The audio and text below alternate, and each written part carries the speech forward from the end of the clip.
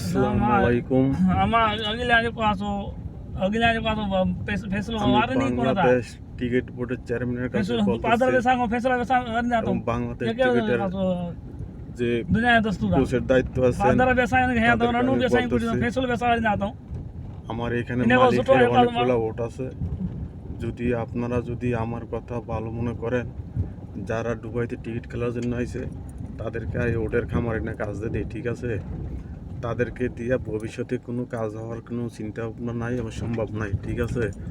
আমার মালিকের ওদের খামার আছে, দেখেন ওদের এই চলতেছে মরুভূমির মধ্যে, তারপরে ওদের কাজে লাগাই দিয়ে, ঠিক আছে? ওদের খামারে কাজ করলেও তাকে অনেক ভালো হবে।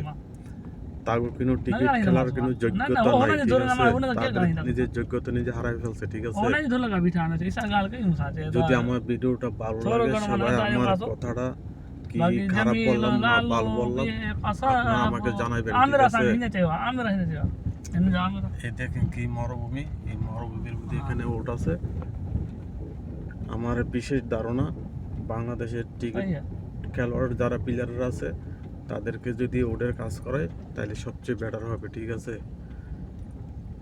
তো তাদেরকে বাংলাদেশে নেওয়ার কোনো চিন্তা ভাবনা করেন না, তাদেরকে আমার এখানে পাঠাই দেন।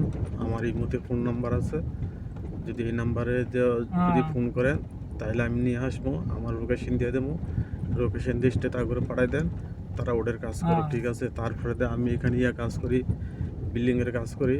এখানে একটি ইট আছে, ইট এদেশে তাবুক করে, ঠিক আছে? বলক একটা বলক মনে করেন 45 কেজি ওজনে, ঠিক আছে?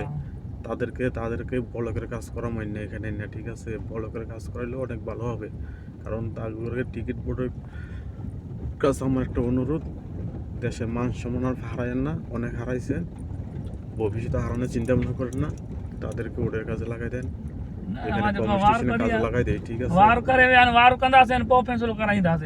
আচ্ছা, ঠিক আছে, যদি আমার ভিডিওটা ভালো লাগে তো বেশি বেশি শেয়ার করবেন, অন্য কোথাও। ওকে, থ্যাংক ইউ।